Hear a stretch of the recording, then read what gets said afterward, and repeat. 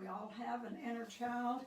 I was trying to think this morning when I was first introduced to that concept, and I believe it was in about the time I went to treatment in '85. There's a lot happening in the field in the early '80s, a lot of changes, and that's the first time I heard the word codependency, and then Claudia Blight came out with a book on It'll Never Happen to Me about adult children of alcoholics.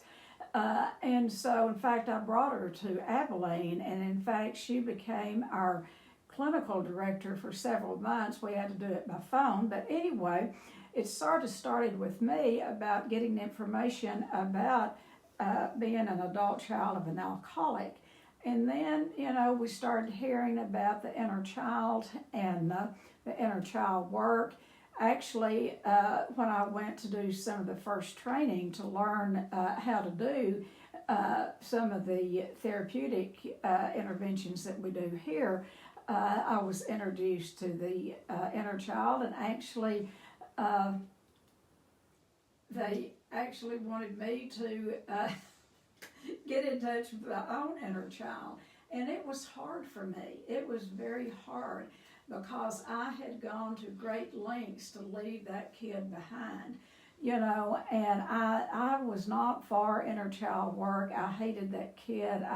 I wanted to be an adult so bad because as a child I had to be an adult and, and have to do adult things, and I didn't have the, a child didn't have the brain capacity to and they just don't know how to be an adult and do adult things. Like I was having, do things like cook and take care of my mother and this and that and something else. But anyway, so my first introduction to the inner child, I remember sitting in a group in Austin. We were at that time going down to Austin for a whole week for addiction training. They had it down there every summer, and I hate that they don't do that anymore. But anyway, it was a whole week of every kind of workshop, and that was the first inner child workshop that I ever sat in, and I couldn't sit there. I started choking down, and I had to run out of the group. And then later on that day, they just kept on about this inner child, and so they were going to teach us how to play, and as a way to get in touch with our inner child. Well, I had never played as a child. I did not know how to play. I was very much a grown-up. I held my body very stiff. I couldn't move. I had no movement. I couldn't dance. I could on the inside, but not on the outside. So I remember, and this was in late July before I went to treatment in September, and I didn't know then that I was getting ready to pack up and go to treatment in LA. But I remember being in that circle of people, and they were teaching us how to do inner child work, to introduce it, and once again, I choked up. I couldn't stay in there, and I ran out. And it was on the UT campus, and I remember running and running and running. So I'm just sharing that was my first introduction to inner child work. And, we all have an inner child. And when we can begin to access the inner child, the child holds the memories. The child knows. The child really knows. And a lot of times, and that inner child is us. It's the younger part of us. And like many people, like myself, disown that part. We want to move past that. And then there's others who become their inner child. They don't have to look for an inner child. They are the inner child. They will not grow themselves up. So each one kind of has a different approach to the inner child. But what it is, like I said, the inner child, when we can start having access to the inner child, also is that part of ourselves begins to trust the adult in us. There will be more information revealed as we go along. And so if you've had any sort of woundedness at all in your childhood, the inner child is holding the pain of it and the sadness.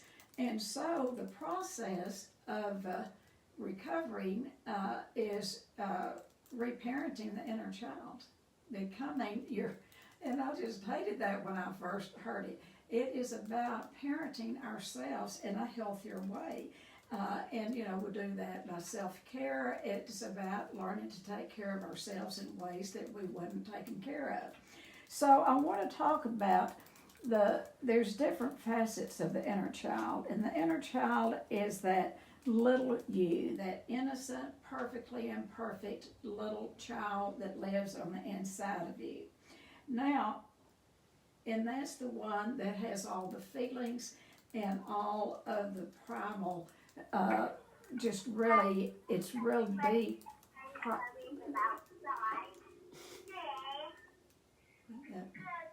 But anyway, it's that primal feeling that's on the inside, and it's that those primal needs.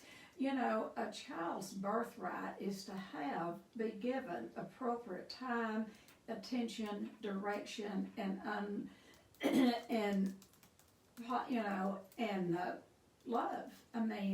And positive regard. That's what parenting is to give children appropriate time, attention, directions, and unconditional love. That is what a parent's job is.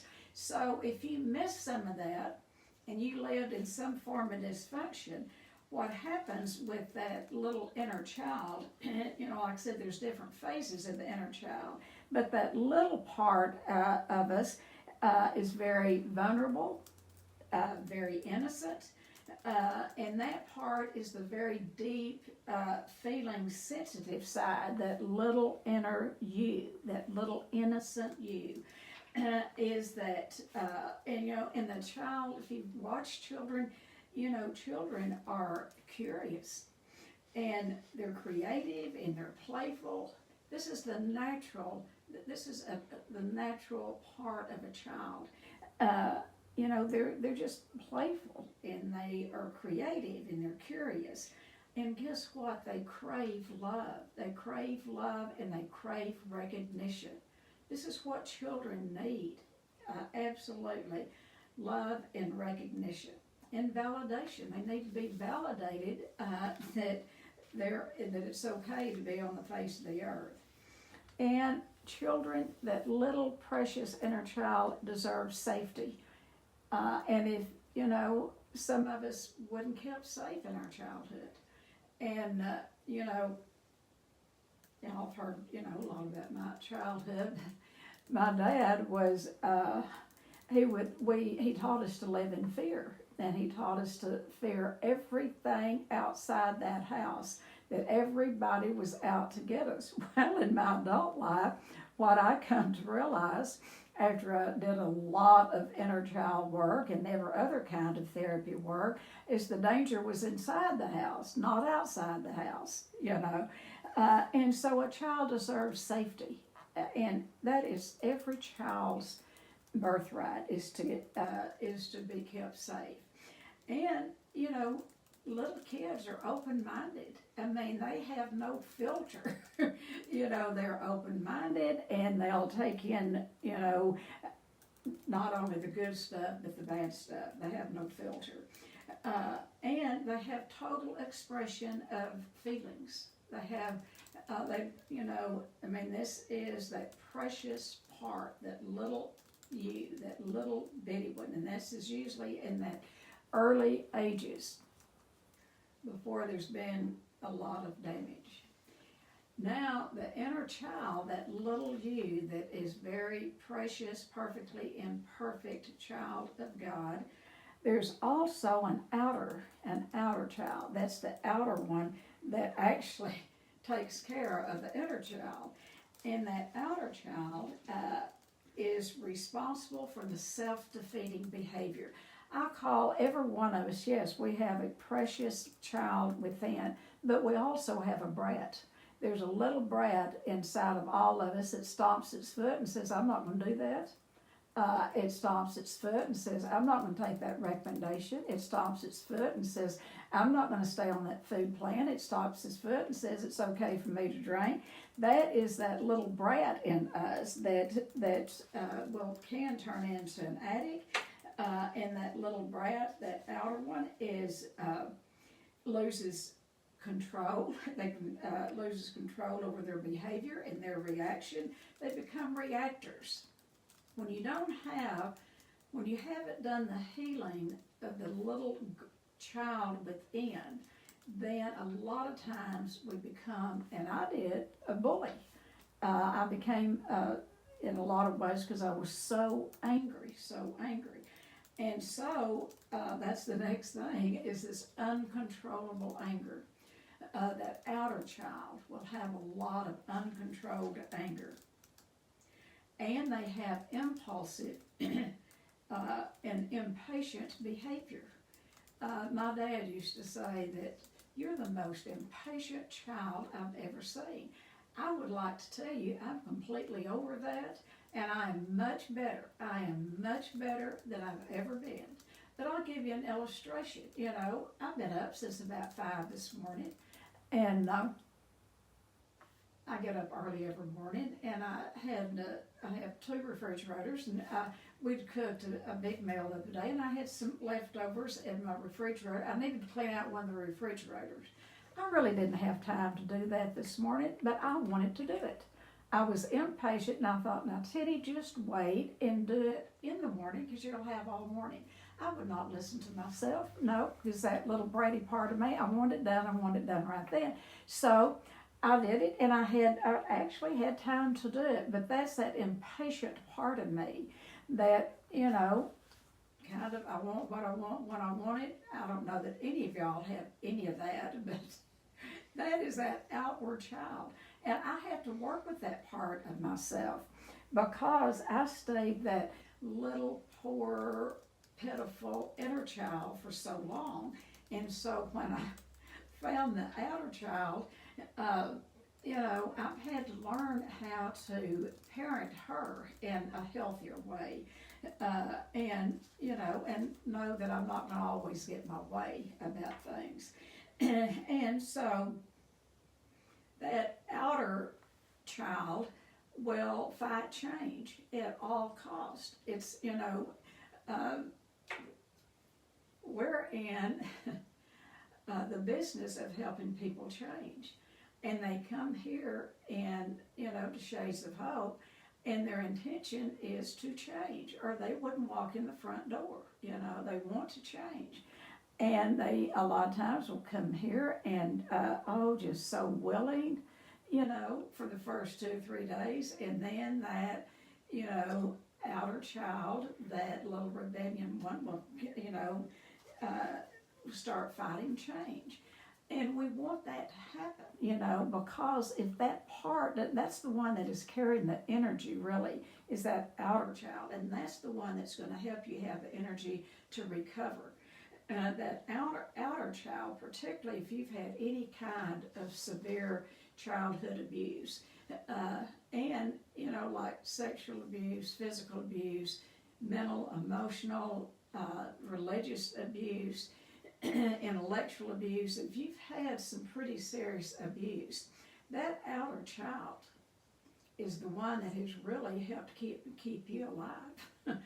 And that outer part of us is the one that will that really overprotects the inner child. And that's and, you know, when that happens, that outer child will protect that inside of us. And, you know, folks, it's the same child, it's just different facets of ourselves.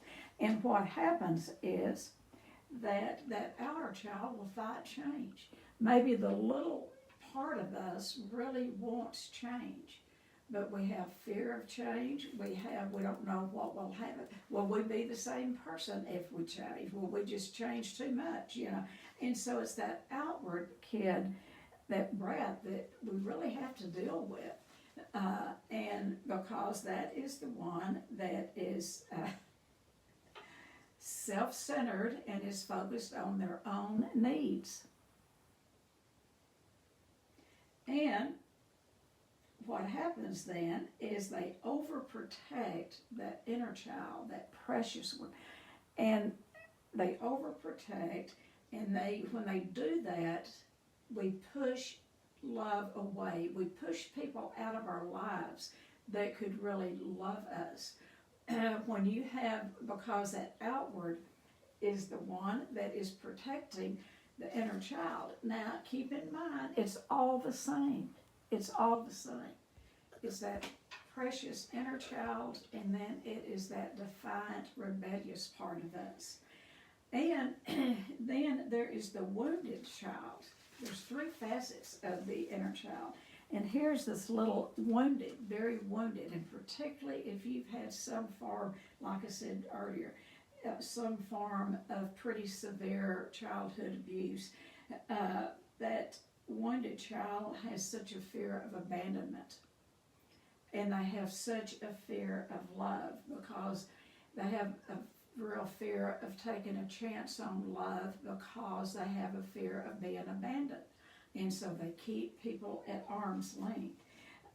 And then they have that deep-seated belief that you're going to let them down, that other people will let them down, because that wounded child has been let down so much.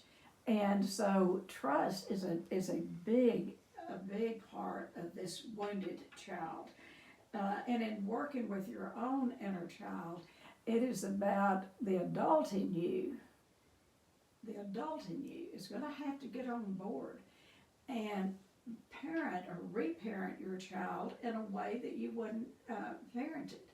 And it's a hell of a deal to be 70 years old or 50 or 40 or whatever age and have to parent your inner child. But the deal is, it is so wonderful in the process if you're willing to put the time into it. And so this little wounded child suffers from very low self-esteem.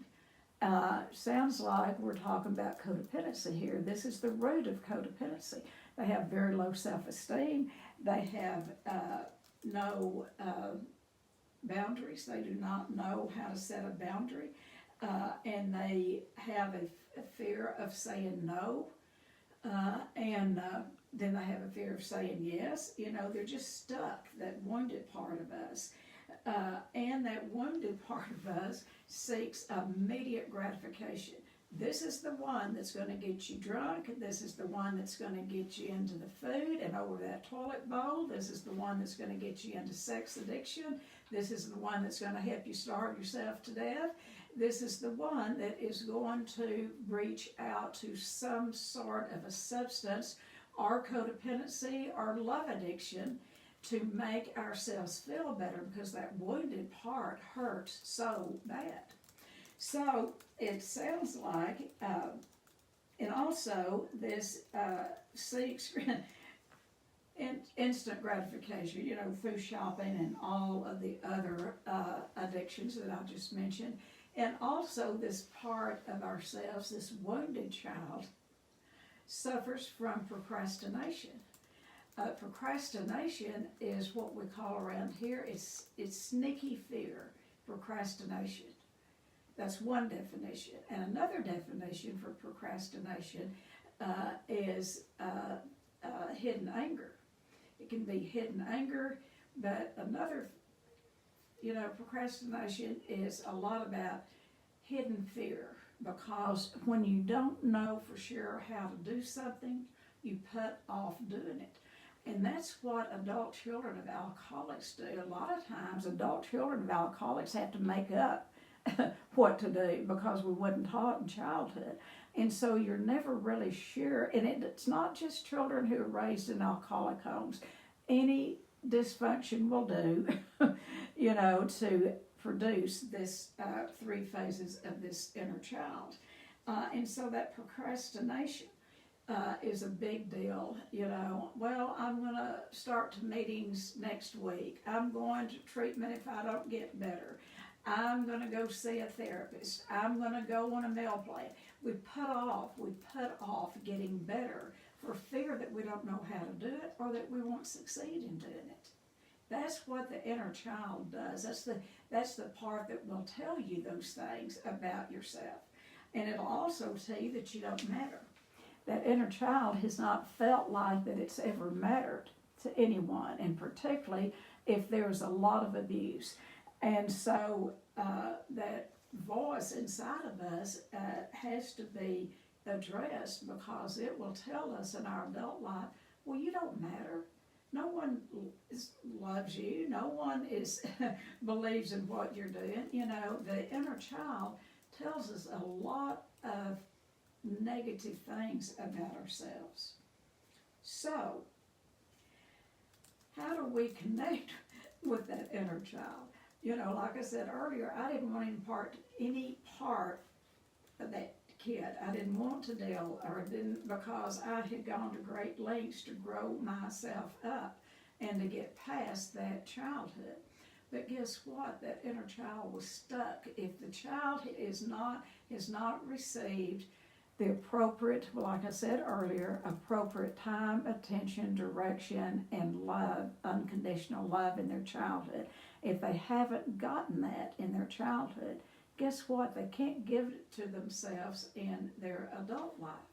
So, some of the things that we can do to get in touch with the inner child is, one of the things is see if you've had any kind of abuse at all.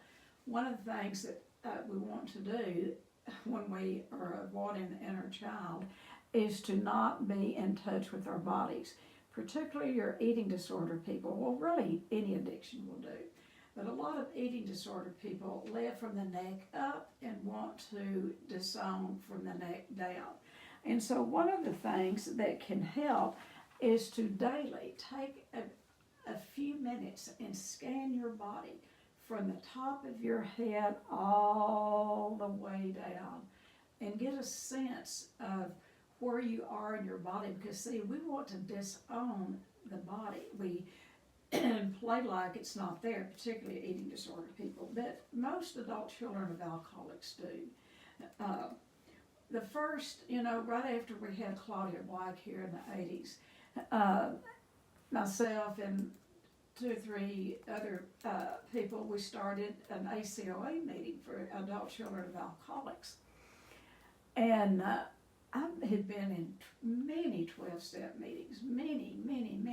But when I walked in there and we started reading that literature, I felt like I was home for the first time. And what it was really about is how, if we've had any form of abandonment in our childhood, we abandon that inner child ourselves. We abandon ourselves, we abandon our bodies.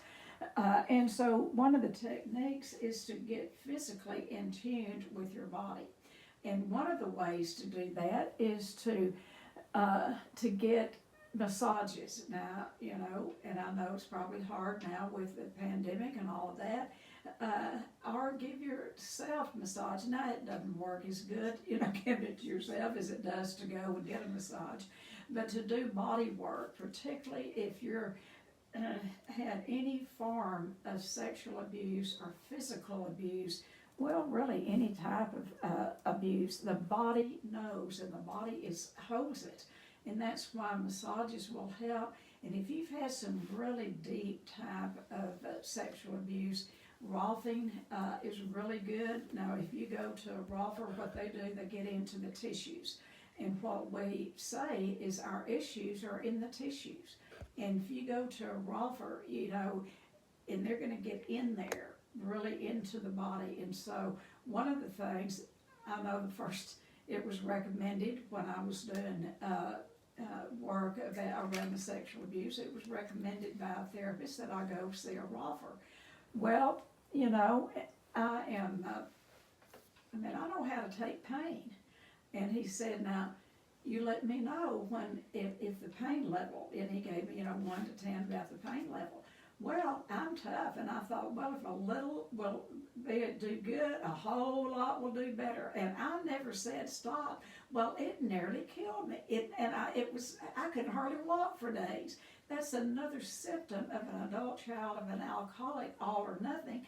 And then that inner child, I don't know, it was hard for me to say, stop, you're hurting me, you know. So scan your body. You get in touch with your body. The inner child has held so much of the pain and the anger and the fear. That part of ourselves is so tired. They are waiting for the adult to suit up and show up and help them along a little bit here, you know. So the body is really good. Another thing is, and this is simple stuff, and everyone that I'm seeing on here, most of y'all have done this, but one of the things is to take some time, just get out in the yard or in your house where you're by yourself and close your eyes and visualize that little kid inside of you. Really visualize that little kid inside of you.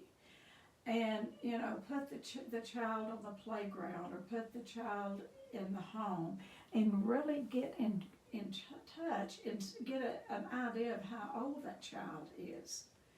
And really get in touch with that part and visualize. And you will absolutely, if you do that long enough, you will get an image of that little inner child.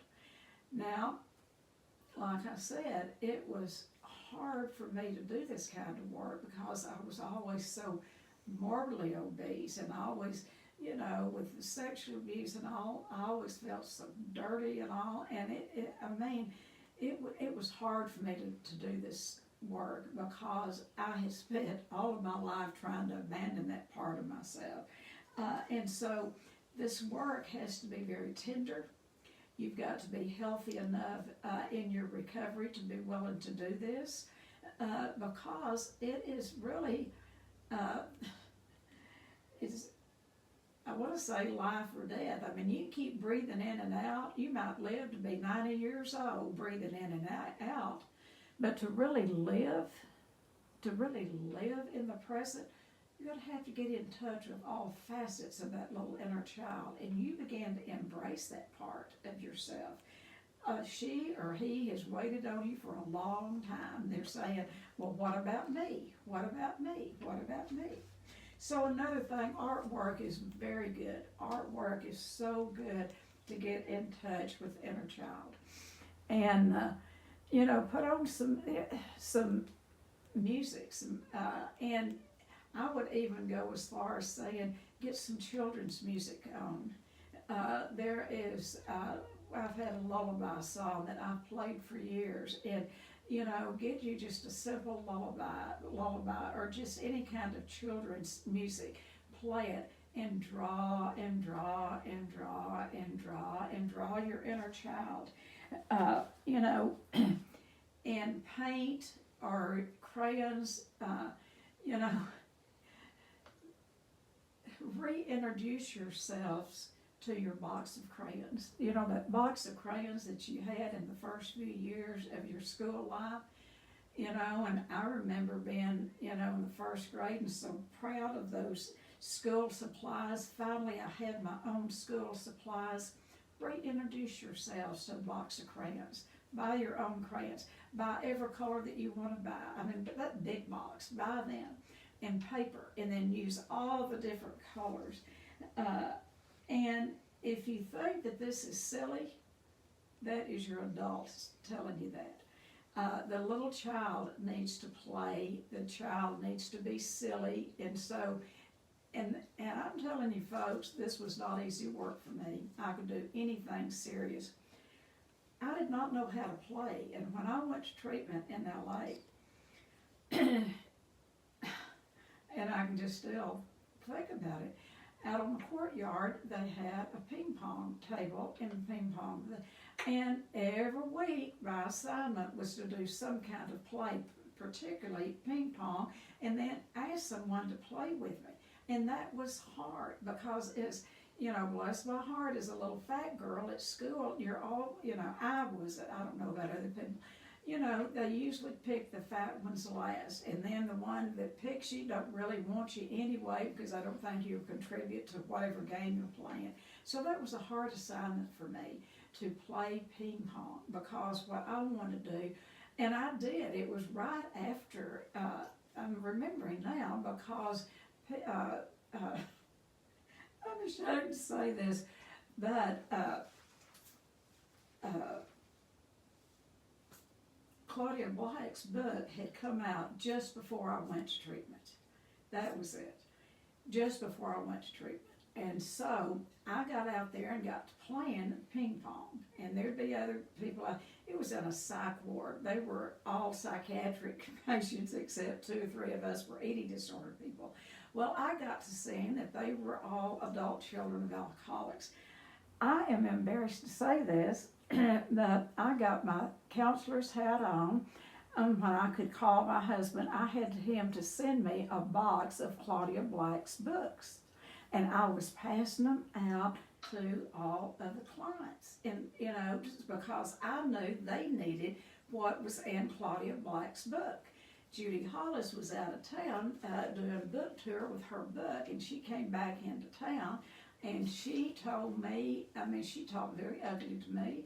She made me go retrieve all of those books that I had given away. And she said, "You are not a counselor here. You are not." But see, that's all I knew. That's all I knew was how to be somebody's mother, somebody's counselor, somebody's somebody, And so these are old habits die hard. And so playing was always hard for me. But I will tell you the other day, my kids and I were talking, my kids, they're all in their 50s, and we had an early snow here several weeks ago. And periodically through my kids growing up, I would lose 100 pounds or 120. And so when I would get thin enough, then I would play with them, and I had forgotten all of that. And they said, "Mom, don't you remember when it snowed and you were thin then?" And we didn't have sleds or anything because this is West Texas, and how we took the lawnmower, riding the lawnmower down. Anyway, we had fun. And I really let my inner child out, and I remember those times. But then I would gain the weight back, and when I'd gain the weight back, I would go back being the old woman again. So weight had played a big part in my not being able to get in touch with an inner child. All right, another thing you can do is write a letter to your inner child by your non-dominant hand. With your non-dominant hand. Write a letter. And what I would encourage you to do is to do that more than once. Start a dialogue with that child with your non-dominant hand, and then answer the child with your adult hand. Non-dominant, the child, your dominant, answer with, and let the adult answer. And you'll find out how mad the inner child is at you probably. And then learn to practice boundaries. That is one of the things about doing inner child work, is learning to set a boundary to protect that part of yourself. And I don't know if other people with food, if they have ever done this. I don't know. I will just say, until I got to treatment, I don't ever remember being cooked every day. Some meals cooked for me every day and served to me. Mother didn't. I was the cook, and that was very hard for me to receive that care. That because I wasn't in the kitchen cooking it. To really let someone serve me and not have to do anything and earn that. Of course, I was paying for it, but nevertheless, it was still hard for me to receive that. And so it's very important that you feed yourself appropriately. Drink lots of water. Just take simple care of yourself like you would a child. And then affirmations. One of the things, and if any of you want a copy, or I will say you can probably, you can find anything online. You can probably Google this. But Erickson, he was worked in the field many years ago, and he only had a bachelor's degree, but he went and taught people that had PhDs. He taught psychiatrists universities and in hospitals, because what his work was on the inner child, on children. And what he gave us was a list.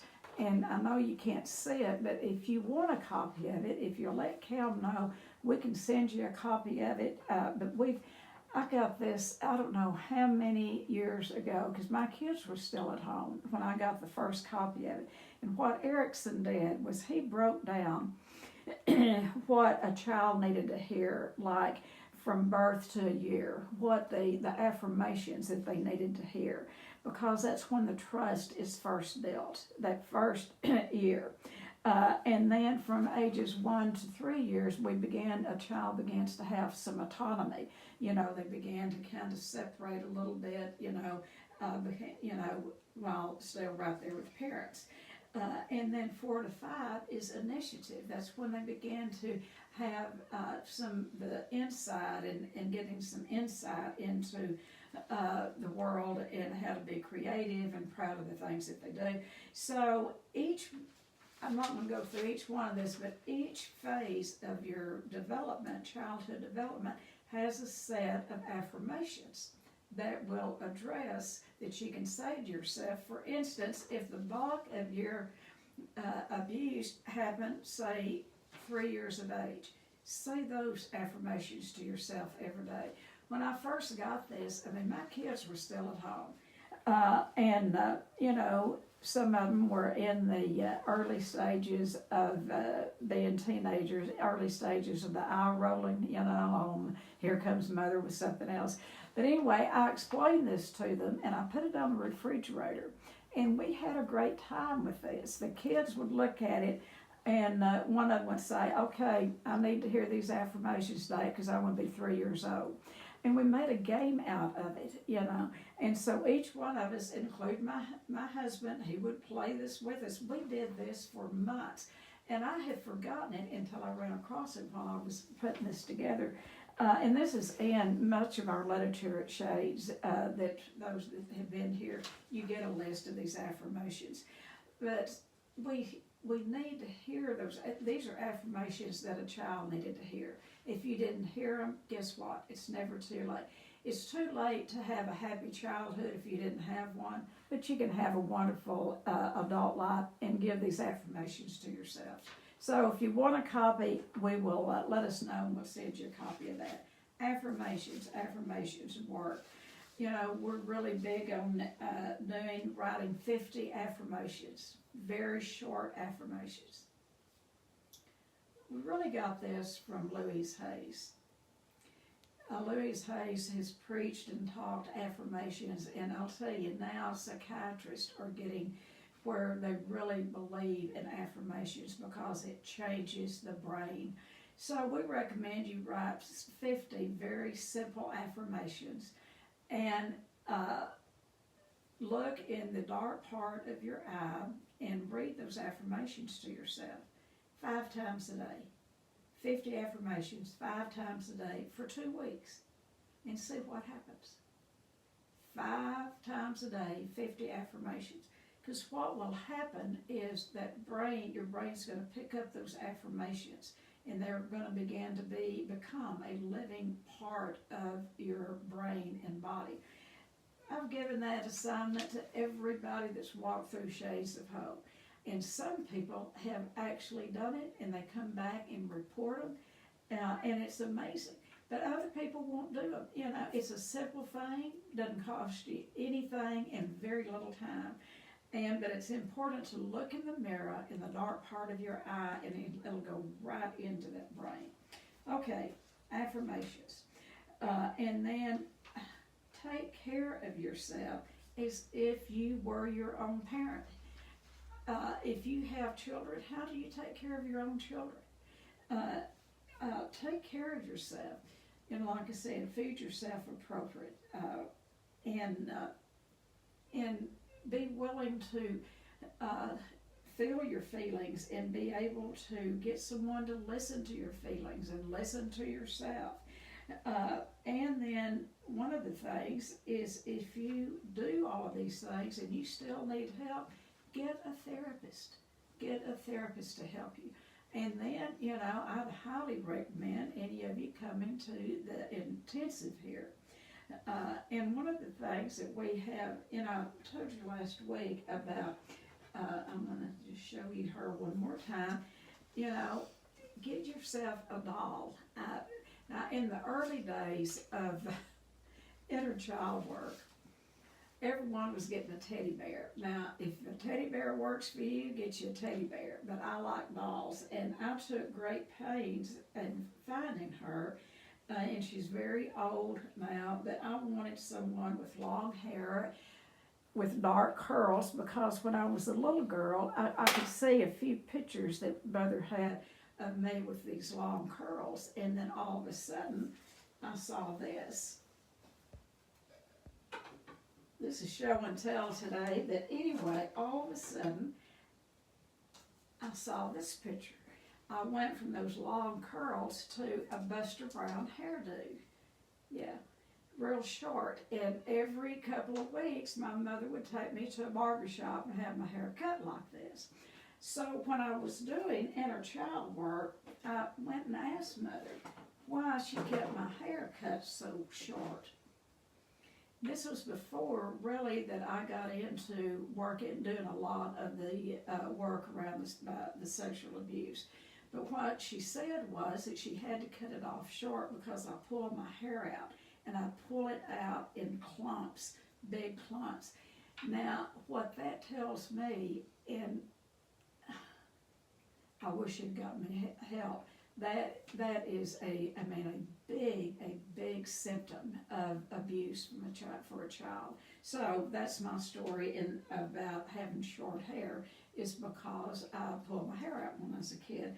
But get a picture of your inner child.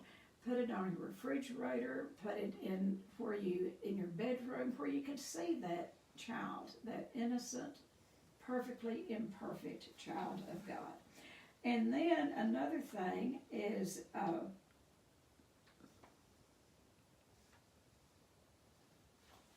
start journaling about forgiveness and acceptance. Journal about forgiveness and acceptance. If you have anything to forgive that child for, because the child part of you has done, that's the one that has got you where you are today. That child part, because that's the part that holds the pain, that's the part that holds the anger. The child knows, and like we say, the issues live in the tissues. And as you start doing this work, if you have some unresolved conflicts of the past, those feelings will begin to come up, and honor them. And that's when you need to do these things right, but right about forgiveness of that inner child. And forgiveness is not about forgetting. It's about being willing to give up the hurt, and the pain. And, I don't know that we can really even forgive ourselves or forgive our parents for whatever they did, but I know that God can. If we're willing to let God forgive us, and then but it's a process. And then I encourage you to write about acceptance, accepting that part of yourself, that perfectly imperfect child of God. Now, one thing too, and I'm running out of time here, I want to give you all a few minutes, but another thing, that if you're just starting on doing inner child work, if you have children, get out and play with them and watch them. If you have grandchildren, that's a wonderful thing. Go play with your grandchildren. They will teach you how to take care of your inner child. If you don't have young children, borrow somebody's. I'm sure there's people around that would love Misty saying you could have hers any afternoon or any weekend. But get out and play with children and watch them. Because that part, if you have had any kind of abuse, there's a part inside that gets frozen. And because the child didn't have a voice, and so a lot of times, like I said, my whole body was frozen. So get out and swing and play. Go to playgrounds. But it would be good if you had children that you could take and really watch those kids, because they're just have freedom. I mean, and they laugh, and so that's what I have today on the inner child and how to get in touch with the inner child. I'm sure some of you have done this work and are in the process, in the journey. So tell us, I'm going to show you one more thing before. When clients come through Shades, we believe in inner child work so much that we have them to make an inner child doll. And we've got a client that was willing to let me show her. She said that she's going to get to be on a videotape, her little inner child is. So this is a little girl, and I'm going to show you this one. Do you need help? Yeah, I mean, even the guys make inner child dolls. Sometimes they think, it's too flippant, but I want you to look here, how precious he is. And then we have them to carry him around. Now, sometimes they'll start out carrying him by the arm and swinging him around. Sally knows about that. But anyway, we have to carry them around and to embrace that inner child. And you have to get past yourself, your adult self, to really enjoy this little, making the doll and then embracing the inner child.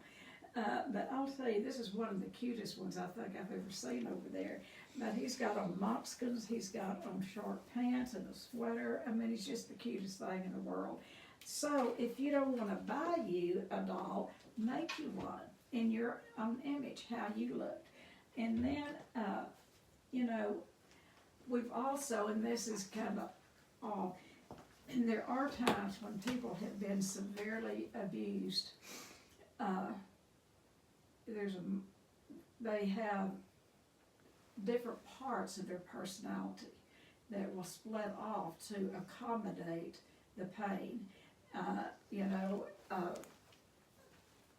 it usually comes from severe abuse. Years ago, I treated a woman that had many personalities, and she did massive amounts of work here. After she left and was gone for a couple of years, she continued her work. She's written a book, but anyway, she came back to see me, and she brought me this basket of dolls. And this is just a little sampling. I don't know if you can see this, but it's a sampling of all of her little inner children. And it's 1, 2, 3, 4, 5, 6. She had more than that, but that is what came in this basket.